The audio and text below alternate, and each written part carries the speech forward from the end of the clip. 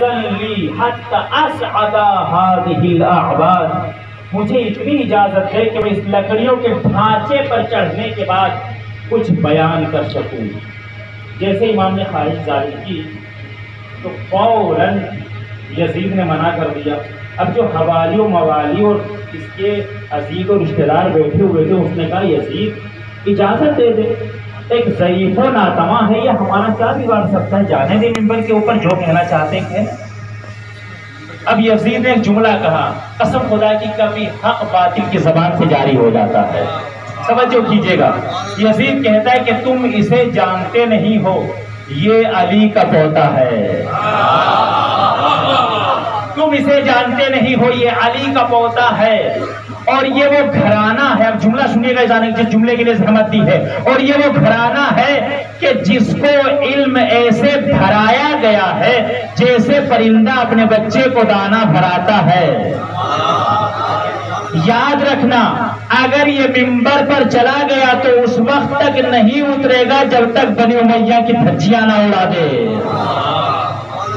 مگر اصرار بڑھا، یزید مجبور ہوا، چوتھے امام کو اجازت ملی اور آپ اس اعواد کے اوپر آئے، اور آنے کے بعد سب سے پہلے خدا کی حمد کی۔ خدا کی حمد کرنے کے بعد امام فرماتے ہیں، ایھا الناس، اے لوگوں سنو، اعطینا ستا وفضلنا بسبع، پروردگار نے ہمیں 6 چیزیں عطا کی ہیں اور 7 چیزوں کے ذریعے سے ہمیں فضیلت سے ہمکنار کیا ہے۔ اعطینا العلم والحلم والسماحۃ والفصاحۃ والشجاعۃ والمحبۃ فی قلوب المؤمنین، ہم کو علم دیا ہے، حلم دیا ہے، سماحت دی ہے، شجاعت دی ہے، فصاحت دی ہے، اور ہماری محبت کو مومنین کے دلوں میں ودیعت کر دیا ہے۔ وَفُضِّلْنَا بِسَبْعٍ، اور 7 ایسی فضیلتیں ہیں کہ جن کے ذریعے سے پروردگار نے ہم کو افضل بنایا ہے۔ بِأَنَّا مِنَّا النَّبِيَّ الْمُخْتَارَ مُحَمَّدًا،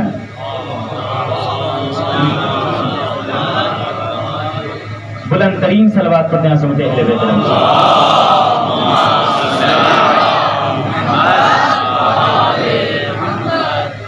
حضرت محمد مصطفیٰ ہم میں سے ہیں۔ وَمِنَّ الصِّدِّيقِ، صدیق اکبر علی مرتضیٰ ہم میں سے ہیں۔ وَمِنَّ الطَّیار، جعفر طیار ہم میں سے ہیں۔ وَمِنَّا اسد اللہ واسد رسولہ، اور اللہ اور اس کے رسول کا شیر علی مرتضیٰ ہم میں سے ہے۔ وَمِنَّا سِبْطَا هَذِهِ الْأُمَّةِ، اور اس امت کے سردار حسن و حسین ہم میں سے ہیں۔ وَمِنَّا سَحْرَاءُ الْبَتُولِ، اور سیدۃ النساء العالمین حضرت فاطمۃ الزہرا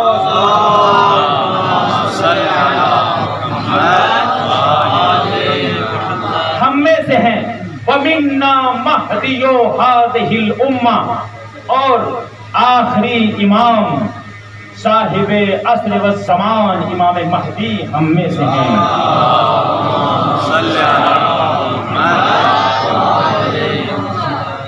من عرفنی فقد عرفنی، اتنے جملوں کے بعد جو مجھے جان گیا وہ جان گیا۔ وَمَن لَّمْ يَعْرِفْنِي، جو ابھی تک بھی مجھے نہیں پہچانا، فَأَنبَأْتُهُ بِحَسَبِي وَنَسَبِي، میں ان بے معرفت لوگوں کو، توجہ کیجیے گا، میں ان بے معرفت لوگوں کو اب اپنا تعارف کرا رہا ہوں۔ اب یہاں سے امام نے تعارف شروع کیا ہے۔ انا ابن مکہ و منا، انا ابن زمزم والصفا۔ اب یہاں سے مولا اپنا تعارف بیان کر رہے ہیں۔ عزیزان گرامی، جب ہم امام عالی مقام کے اس خطبے کا مطالعہ کر رہے تھے، ہم نے 2-3 چیزیں اس کے اندر ملاحظہ کی جو میں آپ کی پاکیزہ سماعتوں کے حوالے کرنا چاہتا ہوں۔ کیا وجہ ہے کہ امام نے کہا کہ میں مکہ کا بیٹا ہوں، میں مینا کا بیٹا ہوں، میں صفا کا بیٹا ہوں، میں زمزم کا بیٹا ہوں؟ یہ چیزیں تو وہ ہیں کہ جن کے اندر یہ صلاحیت نہیں ہے کہ ان کی ولدیت میں کوئی آ سکے. توجہ کیجیے گا جانے کا. لیکن قسم خدا کی یہ امام کا کلام ہے. کلام الامام امام الکلام. امام کا کلام تمام کلاموں کا امام ہوتا ہے. اب دیکھیں مولا کتنی گہرائی فرما رہے ہیں، بتا رہے ہیں انا بنو مکہ و مینا. مولا نے کیوں کہا کہ میں مکہ کا بیٹا ہوں، میں مینا کا بیٹا ہوں؟ توجہ رکھیے گا عزیزان گرامی، یہ میری عادت ہے کہ جس معصوم یا غیر معصوم ہستی سے کوئی مجلس منسوب ہوتی ہے، میری یہ کوشش ہوتی ہے کہ فضائل بھی انہیں کی ہو اور مسائل بھی انہیں کی. ماشاءاللہ.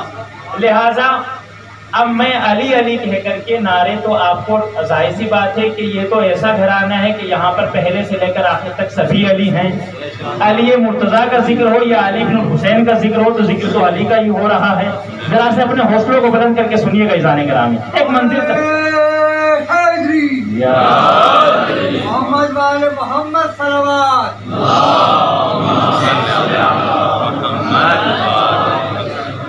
مولا نے کیا کہا؟ انا بنو مکہ و مینا، میں مکہ اور مینا کا بیٹا ہوں.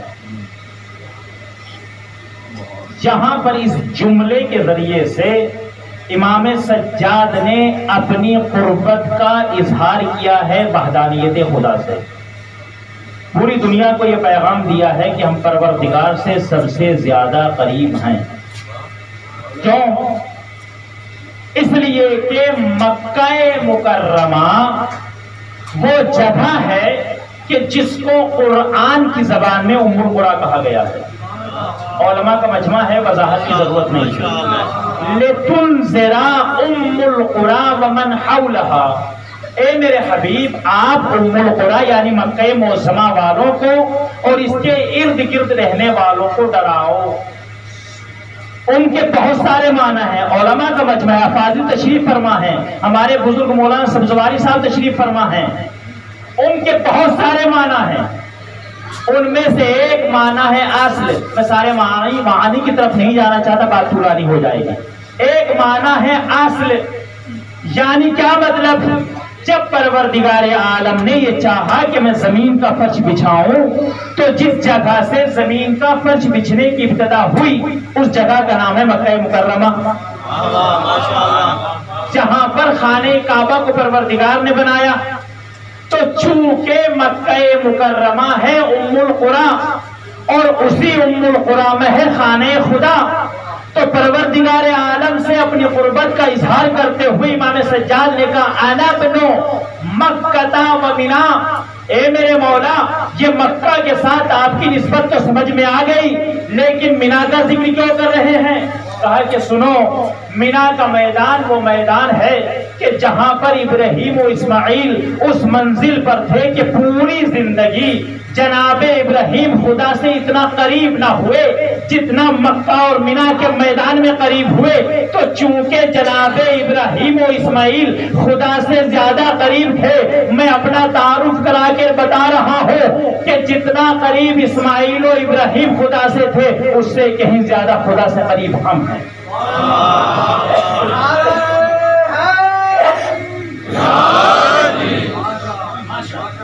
اس کے بعد کیا؟ میں زمزم و صفا کا بیٹا ہوں.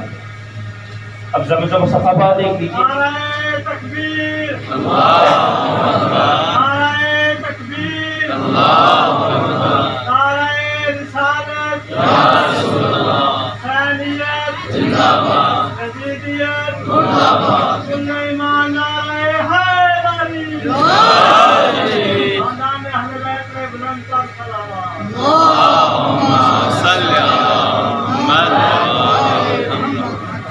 جناب ہاجرہ نے جب سعی کی ہے اپنے بچے کے پانی تلاش کرنا، اپنے بچے کے لیے پانی تلاش کرنے کے لیے، اور جناب اسماعیل نے جب ایڑیاں رگڑی ہیں تو وہیں سے زمزم کا چشمہ نمودار ہوا.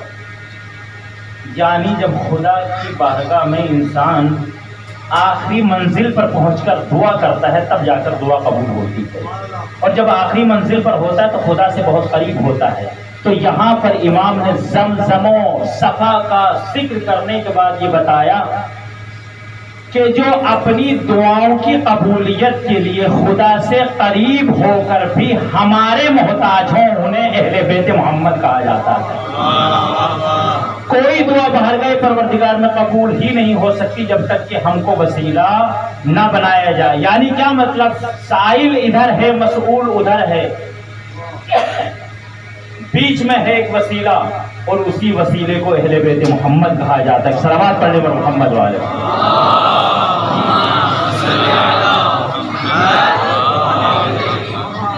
ان 2 سطروں کے بعد اس خطبے میں 6 سطریں ایسی ہیں کہ جن 6 سطروں میں امام سجاد نے اپنا تعارف کرایا ہے رسول اللہ کے ذریعے سے۔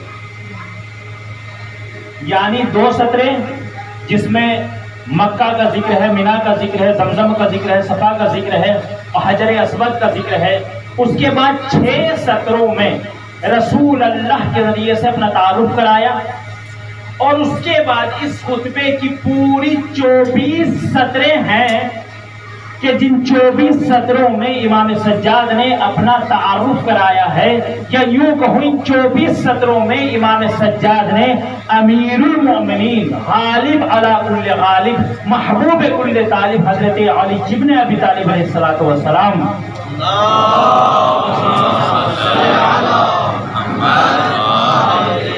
کے اوصاف حمیدہ کو ذکر کیا ہے، اور آخر میں ایک سطر کے ذریعے سے اپنی جدہ ماجدہ کا ذکر کیا، انا بنو فاطمۃ الزہرا وانا بنو سیدۃ النساء۔ ان 2 فقروں کے ذریعے سے اپنی جدہ ماجدہ کے ذریعے سے تعارف کرایا، اور آخر میں 4 فقروں کے ذریعے سے 2 سطروں کے ذریعے سے جن میں 4 فقرے بنتے ہیں، ان 4 کے ذریعے سے اپنا تعارف کرایا اپنے بابا امام حسین کے ذریعے سے۔ جہاں لے جانا چاہتا ہوں شاید نہیں پہنچے وہاں پہ آپ لوگ، توجہ کیجیے۔ یعنی 6 سطروں میں تعارف کرایا رسول اللہ کے ذریعے، 1 سطر میں تعارف کرایا جناب زہرا کے ذریعے سے، 2 سطروں میں تعارف کرایا امام حسین کے ذریعے سے، اور پوری 24 سطروں کے ذریعے سے، 24 لائنوں کے ذریعے سے اوصاف حمیدہ بیان کیے ہیں امیر المؤمنین حضرت علی ابن ابی طالب علیہ الصلوۃ والسلام۔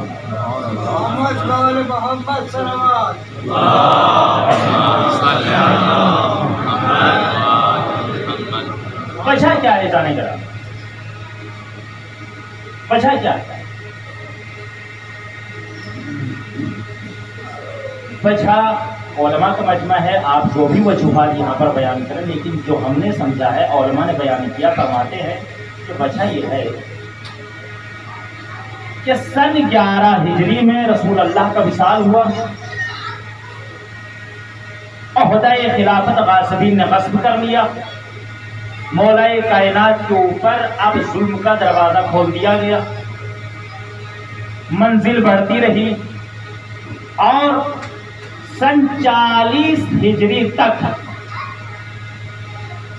سن 40 ہجری میں جب مسجد کوفہ میں ابن ملجم نے مولا کائنات کے سر پر تلوار لگائی ہے، اس 29 سال کے عرصے میں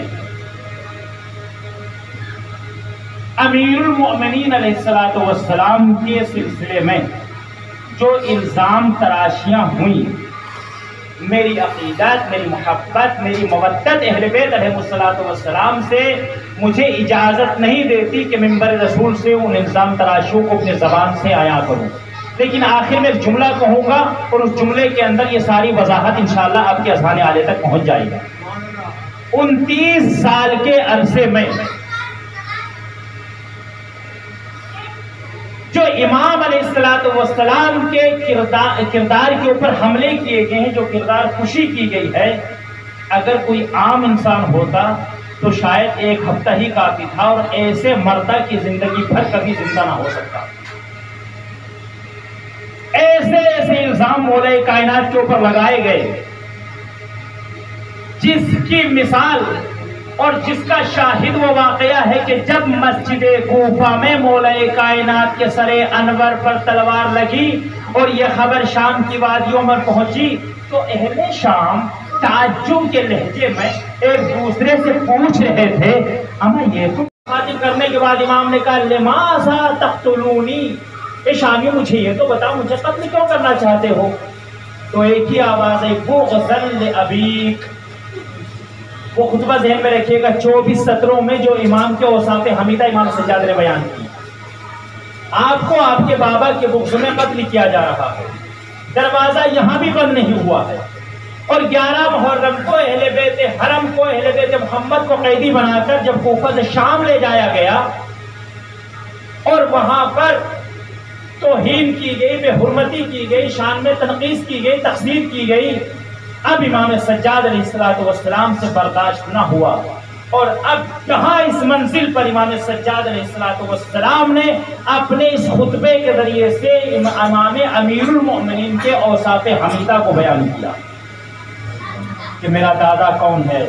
میرا دادا علی مرتضیٰ وہ ہے کہ جس کی تلوار کے خوف سے کافر مسلمان ہوئے ہیں۔ میرا دادا علی مرتضیٰ وہ ہے کہ جس نے رسول اللہ کی قدم بقدم حفاظت کی ہے۔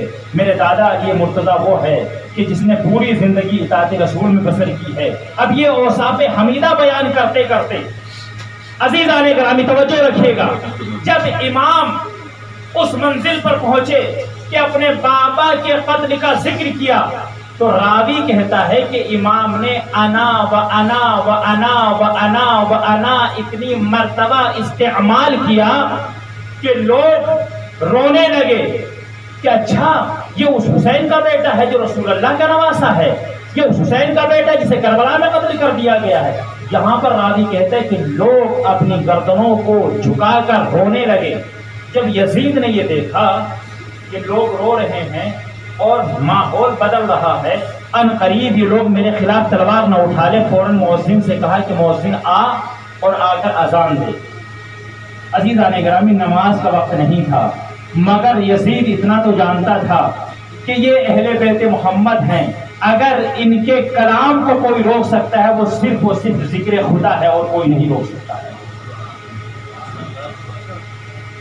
عزیزان گرامی توجہ کیجئے گا یہاں پر اس منزل پر کیا کہا، بلائے مؤذن کو اور اس سے کہے کہ اذان دیں۔ عزیزان گرامی اذان سے تو ہم بھی عقیدت رکھتے ہیں، اسی لیے مستحب ہے، علماء تشریف فرمائے کہ جب اذان ہو رہی ہو تو آپ مستحب نماز بھی نہ پڑھیے بلکہ فصول اذان کو دہرائیے تاکہ آپ کو ثواب ملے۔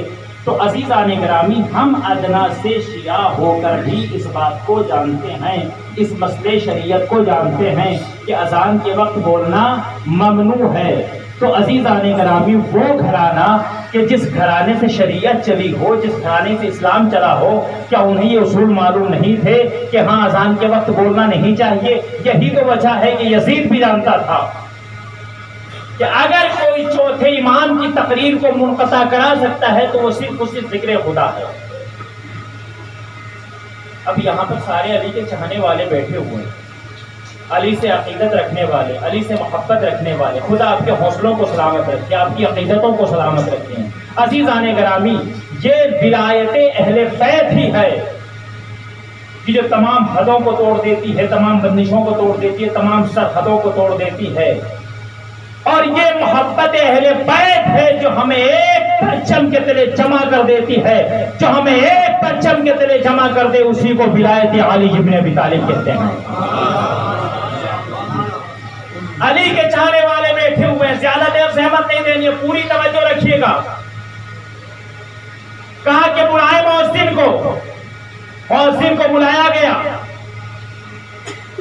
عزیزان گرامی ایک جملہ عرض کر دوں، چونکہ علماء کا مجمع، حالانکہ بات پرانی ہو رہی ہے، دیکھیے علماء کا مجمع ہے اور یہ حوزہ علمیہ نجف اشرف صرف انسان کو درس و تدریس نہیں سکھاتا ہے، یہ حوزہ علمیہ نجف اشرف جو کہ ام الحوزات ہے، یہ جہاں پر انسان کو بہترین طالب علم بناتا ہے، جہاں پر انسان کو بہترین مدرس بناتا ہے، وہیں اس حوزہ علم نجف اشرف کی ایک خاصیت یہ بھی ہے کہ اسی حوزے سے بہترین مصنفین بھی نکلتے ہیں، بہترین مؤلفین بھی نکلتے ہیں، بہترین مترجمین بھی نکلتے ہیں اور بہترین خطبہ بھی نکلتے ہیں۔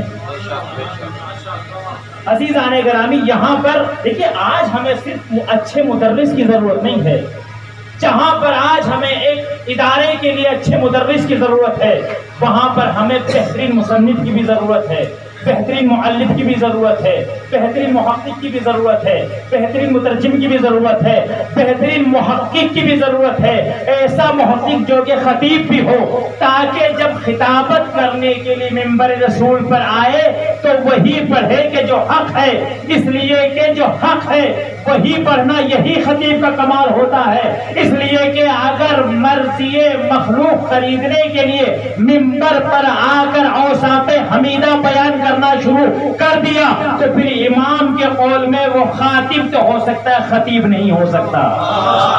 ایک صلوات پڑھنے پر محمد وعلی محمد۔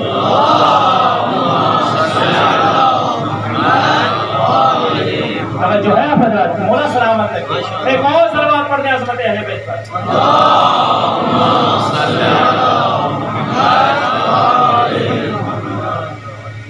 یہ فرش عزائی امام سجاد یہ بھی ایک حوضہ ہے، یہ حوضہ ہے، یہ فرش عزا حوضہ ہے۔ حوضے میں کیا ہوتا ہے؟ علوم مختلفہ کی تعلیم جہاں سے ملتی ہے اسے حوضہ کہتے ہیں۔ مجلس اعضا بھی وہ ہے کہ جہاں پر ایک ہی وقت میں خطیب کی زبان سے 12 سے 14 علم بول رہے ہوتے ہیں۔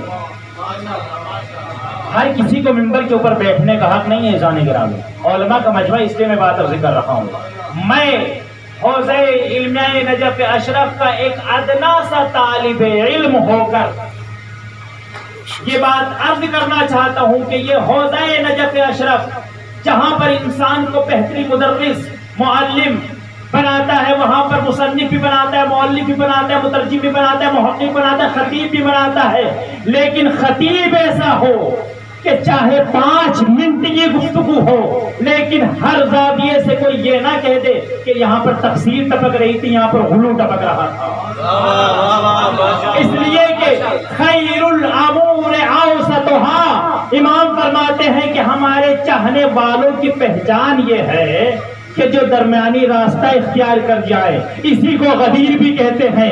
اسی لیے رسول اللہ نے کہا تھا جو پیچھے رہ گئے ہیں یعنی مقصرین ان پہ آنے کا انتظار کیا جائے، جو آگے بڑھ گئے ہیں میں اپنے لفظوں میں کہہ رہا ہوں، اس واقعے سے اس بات کا کوئی تعلق نہیں ہے، صرف دفاع و تفہیم کے لیے، یعنی جو آگے بڑھ جائے نقطۂ اعتدال سے جو آگے بڑھ جائے وہ غالب ہوتا ہے، جو پیچھے رہ جائے وہ مقصر رہتا ہے۔ امام کیا فرماتے ہیں؟ ہمارے چاہنے والوں کی پہچان یہ ہے جو نقطۂ اعتدال پر ہے، خیر الامور اوسطها، تو درمیانی راستہ اختیار کرے۔ بس سمجھ لینا کہ جو ہمیشہ تمہیں درمیانی راستے پر ملے وہی ہمارے چاہنے والے ہیں، جو پیچھے ہٹے وہ مقصر ہے، جو آگے بڑھ جائے وہ غالب ہے۔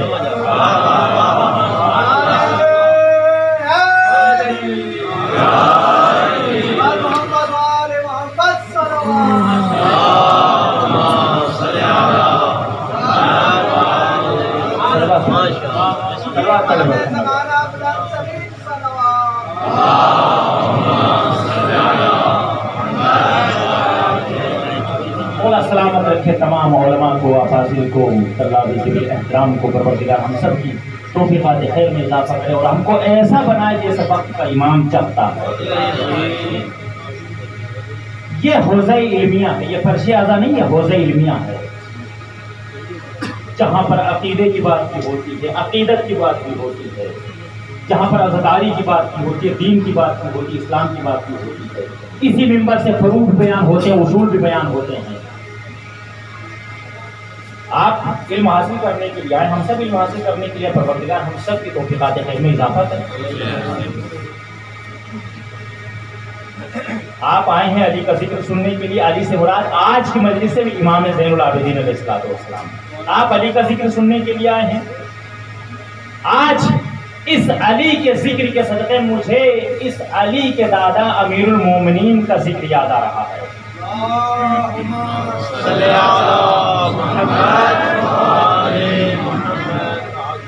اور یہ میری لفظ نہیں ہے، شیخ صدوق علیہ الرحمہ نے اپنی کتاب امالی میں اس روایت کو نقل کیا ہے۔ جناب شیخ صدوق علیہ الرحمہ فرماتے ہیں کہ رسول اللہ نے فرمایا کہ پروردگار عالم نے میرے بھائی علی کو اتنے فضائل عطا کیے ہیں۔ اب یہ میری لفظ نہیں ہے، روایت کے ناقل ہیں جناب صدوق علیہ الرحمہ، اور روایت کو بیان کیا ہے رسول اسلام، وہ نبی کے جس کی زبان کے اوپر وحی الہی کے پہرے بیٹھے ہوئے ہیں، وما ينطق عن الهوى ان هو الا وحی یوحى، جس کی زبان پر وحی الہی کے پہرے بیٹھے ہیں، وہ سید المرسلین کہہ رہا ہے کہ پروردگار نے میرے بھائی علی کو اتنے فضائل عطا کیے ہیں کہ جن کو شمار کرنا اگر کوئی چاہے تو ان کو شمار نہیں کر سکتا، کوئی شمار نہیں کر سکتا۔ اس کے بعد رسول اللہ فرماتے ہیں کہ اگر کوئی ان تمام فضائل میں سے، توجہ کیجیے گا آخری پر تک پوری توجہ چاہتا ہوں، اگر ان تمام فضائل میں سے اگر کوئی شخص میرے بھائی علی کی ایک فضیلت کو لکھے، کتاب کا حوالہ دے چکا ہوں، جا کے آپ مراجعہ کر سکتے ہیں، لیکن قسم خدا کی ہے بڑی لطیف روایت، اگر سمجھیے تو بہت محظوظ ہوں گے آپ حضرات۔ اگر کوئی شخص میرے بھائی علی ابن ابی طالب کے ان تمام فضائل میں سے کہ جن کو دنیا شمار نہیں کر سکتی، اگر ایک فضیلت کو لکھے تو پروردگار عالم 70,000 ملائکہ کو معین کرتا ہے جو قیامت تک اس لکھنے والے کے لیے استغفار کرتے رہتے ہیں۔ بھائی ہم نے آپ سے عرض کیا نا کہ یہ حوزہ علمیہ صرف انسان کو مدرس نہیں بناتا ہے، یہ مؤلف بھی بناتا ہے، یہ خطیب بھی بناتا ہے، یہ مصنف بھی بناتا ہے۔ یہ اشارہ کس کی طرف ہے؟ مؤلف کی طرف، یعنی امام نے اپنی، رسول اللہ نے اپنی ان کلمات کے ذریعے سے ہمیں ایک پیغام دیا ہے کہ صرف فضائل پڑھنا کمال نہیں ہے بلکہ علی کی فضیلتوں کو لکھنا بھی کمال ہے۔ یہاں تعلیف کی طرف اشارہ ہے، اسی لیے کہا کہ حوض علمیہ نجف فیض انسان کو مؤلف بھی بناتا ہے۔ اگر کوئی ایک فضیلت کو لکھے تو قیامت تک اس کے لیے 70,000 ملائکہ استغفار کرتے رہیں گے۔ اور یہ جو کسی ایک عالم نے ایک فضیلت کو لکھا ہے، اگر اس فضیلت کو کوئی انسان پڑھے تو رسول اللہ فرماتے ہیں کہ جب انسان اس لکھی ہوئی فضیلت کو پڑھتا ہے تو پروردگار عالم اس کے ان تمام گناہوں کو معاف کر دیتا ہے جو اس کی آنکھوں کے ذریعے سے ہوئے ہیں۔ بولا سلامت رکھے، ذرا سا بیدار ہو کر سنیے گا، ان تمام گناہوں کو معاف کر دیتا ہے کہ جو اس کی آنکھوں کے ذریعے سے ہوئے ہیں۔ یہ کون سا مرحلہ ہے؟ یہ خطابت کا مرحلہ ہے، یعنی خطیب کو چاہیے کہ ممبر پر آنے سے پہلے معتبر کتابوں کا، معتبر روایتوں کا مطالعہ کرنے کے بعد تب ممبر پر آئے، اور آنے کے بعد پھر سامعین کو فضائل علی سنائے۔ اب تیسرا مرحلہ کس کا ہے؟ رسول اللہ فرماتے ہیں کہ تیسرا مرحلہ یہ ہے کہ اگر کوئی شخص میرے بھائی علی کی ایک فضیلت کو سنے، یہ سامعین کی منزل ہے، توجہ کیجیے گا جانے گرامی، یہ سامعین کی منزل ہے۔ اگر کوئی شخص میرے بھائی علی کی ایک فضیلت کو سنے تو اس سننے والے تمام سامعین میں سے ہر سننے والے کے کانوں کے ذریعے سے جو گناہ ہوئے ہیں پروردگار ان کو معاف کر دے گا۔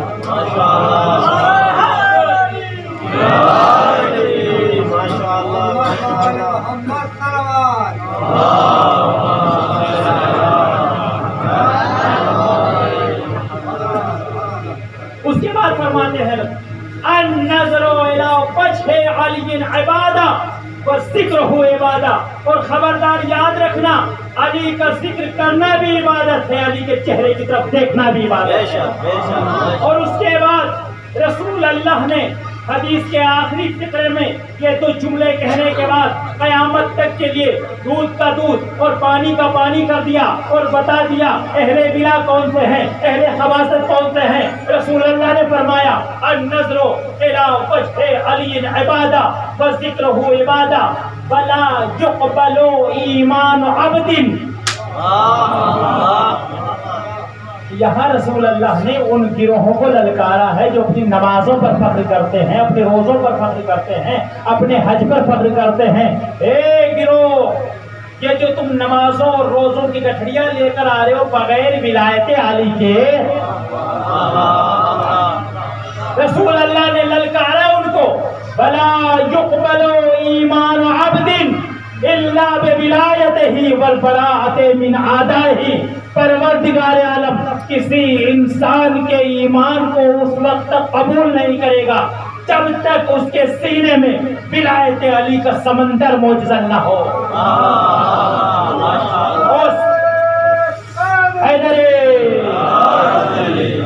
اور صرف یہی نہیں، ولایت علی ہونا کمال نہیں ہے، ولایت علی کے ساتھ ساتھ جب تک دشمنان علی سے تبرہ اور برات کا اظہار نہ کرتا ہو. یہاں پر رسول اللہ نے یہ بیان کر کے قیامت تک آنے والی نسلوں کو بتا دیا کہ دیکھو یاد رکھنا، نمازیں اسی وقت قبول ہوں گی جب ولایت علی ہوگی، نماز روزہ اسی وقت قبول ہوگا جب ولایت علی ہوگی، حج اسی وقت قبول ہوگا جب ولایت علی دل میں ہوگی. اگر بغیر ولایت علی کے نماز اور روزوں کی گٹھڑیاں لے کر حشر کے میدان میں پہنچو گے تو عجب نہیں تمہاری نمازیں تمہارے منہ پر مار دی جائیں. صلوات پڑھ دیں بر محمد والے.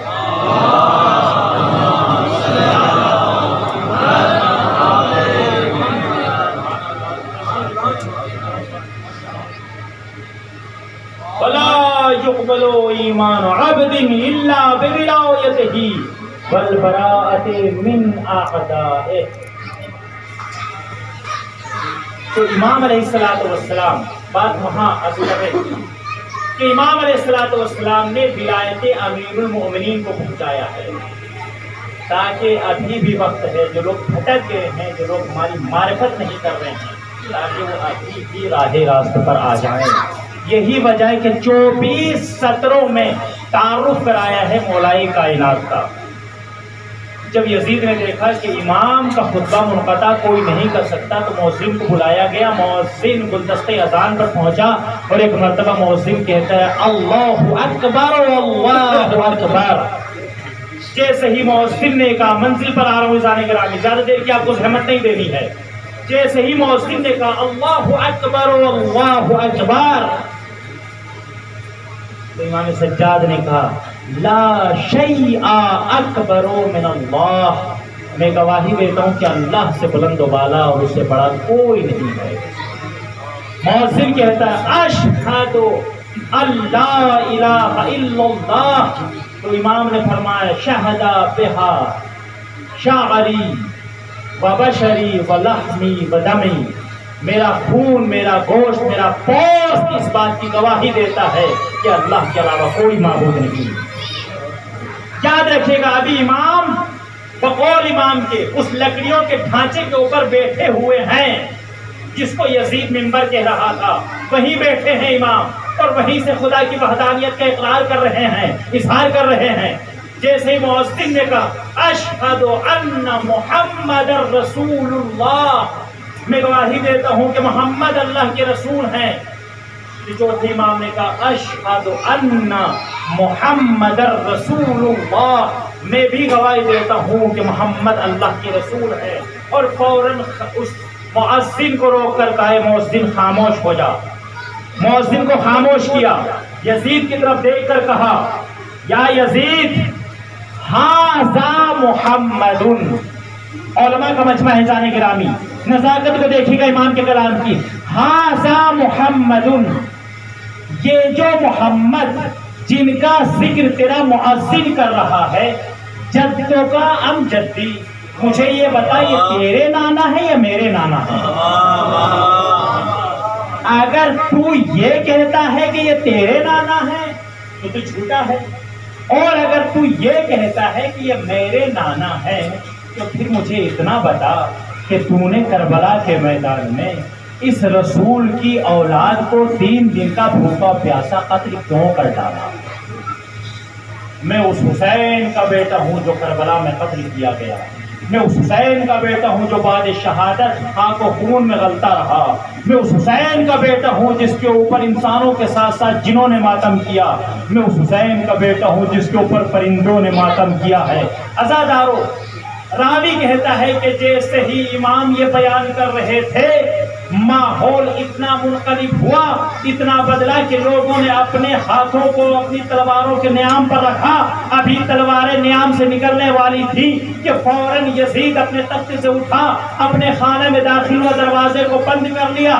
عزیزان گرامی فتنہ رک گیا، کیوں؟ اس لیے کہ یہ شام والے تھے، مکار تھے۔ جب امام کی مظلومی کو دیکھا، جب امام کے اوپر ہوئے ان ظلموں کو مشاہدہ کیا تو وقتی طور پر ابھرے تو صحیح، مگر وہیں کے وہیں دب کر رہ گئے۔ لیکن اتنا ضرور ہوا کہ امام کا ایک ہی خطبہ قصر باطل کو لرزہ براندام کر گیا۔ اس کے بعد یزید رک نہ سکا، روز بروز اس کے خلاف اب سازشیں ہونے لگی۔ یہی تو وجہ تھی، ورنہ وہ یزید کہ جس کو 6 ماہ کے اصغر پر رحم نہ آیا، جس کو جناب سکینہ پر رحم نہ آیا، بھلا اس کے دل میں کیسے رحم آ گیا تھا کہ اس نے اہل بیت رسول کو آزاد کر دیا۔ عزیزان گرامی، یار رحم کی منزل نہیں تھی، یہاں پر یزید مجبور ہو چکا تھا اہل بیت کو رہا کرنے کی۔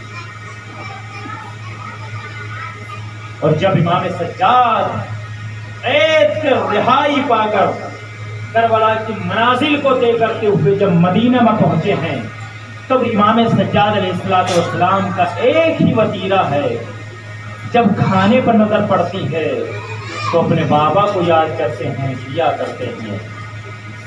جب پانی پر نظر پڑتی ہے اپنے بابا کی پیاس کو یاد کرتے ہیں، گریا کرتے ہیں۔ جب وضو کرنے کے لیے پانی سامنے آتا ہے اور ٹھنڈے پانی پر نظر پڑتی ہے تو اپنے بابا کی پیاس کو یاد کر کے چوتھے امام گریا کرنا شروع کر دیتے ہیں۔ عزادارو، خدا کو کوئی ہم نہ دے سوائے ہمیں محمد والے محمد۔ میں آپ کی محبتوں کا شکر گزار ہوں، بہت محبتوں کے ساتھ آپ نے سماعت کیا، لیکن اصل مجلس تو مصائب ہوتے ہیں نا۔ فضائل پہ خوش ہونا یہ تو علی والوں کی خاصیت ہے۔ ہماری عقیدت، ہماری محبت، اہل بیت سے ہماری مودت ہمیں ابھارتی ہے کہ جب فضائل علی بیان ہو ہمارے چہرے کھلنے لگتے ہیں۔ اور یہ تاثیر ہے غم اہل بیت میں کہ جب ان کے مصائب بیان ہو تو چاہے کتنا ہی سخت دل کیوں نہ ہو اس کی آنکھوں سے بھی نمی آئی۔ امام سجاد علیہ السلام ہر وقت کربلا کے شہداء کو یاد کرتے تھے، گریا کرتے تھے۔ ایک مرتبہ منہال آپ کی خدمت میں آئے، وضو کا پانی برابر میں رکھا ہوا، امام وضو کرنا چاہتے ہیں، گریا فرما رہے ہیں۔ ایک مرتبہ منہال نے ہاتھوں کو جوڑ کر کہا، فرزند رسول، قتل ہونا تو آپ کے گھر کی میراث ہے، اے میرے آقا، اے میرے مولا، اے میرے سید و سردار، میری جان آپ پر قربان ہو، آخر کب تک روئیے گا؟ بس یہ سننا تھا، امام کا گریا اور بلند ہو گیا۔ اور ایک مرتبہ امام کہتے ہیں، منہال تو نے انصاف نہیں کیا، ہاں میں جانتا ہوں کہ قتل ہونا ہمارے گھر کی میراث ہے، لیکن مجھے اتنا بتا، کیا بازاروں میں ہائے ہائے ہائے ہائے خدا سلامت رکھے ان روشنی کو بند کر دیا جائے تاکہ کوئی رونے میں شرمائے نہیں۔ آج امام کی شہادت ہے، ساری لائٹیں بند کر دی جائیں تاکہ ہم شہزادی زہرا صلوات اللہ علیہا کو اس انداز سے قرصہ پیش کریں جو قرصہ پیش کرنے کا حق ہے۔ عزادارو، ابھی میں نے مصائب شروع نہیں کیے، آپ کی آوازیں بلند ہو گئی ہیں۔ پروردگار رحمت نازل فرما ان آوازوں پر جو غم حسین میں بلند ہوتی ہیں۔ روایت میں ہے کہ جب فرش عزا بچتی ہے وہاں پر اہل بیت محمد آتے ہیں۔ روایت میں ہے جناب زہرا بھی تشریف لاتی ہے، جناب زینب بھی آتی ہے، جناب سکینہ بھی آتی ہے۔ مولا سلامت رکھے، کھل کر فرصہ دیجیے گا زرارو، نہ جانے اگلے سال ہمیں یہ ذکر کرنا نصیب ہو یا نہ ہو۔ آج نہ جانے کتنے مومنین ہیں جو ہم سے بچھڑ گئے ہیں کرونا وائرس کی وجہ سے۔ پروردگار جو بیمار ہیں اس ذکر کے صدقے میں ان کو شفائے کامل عطا فرما۔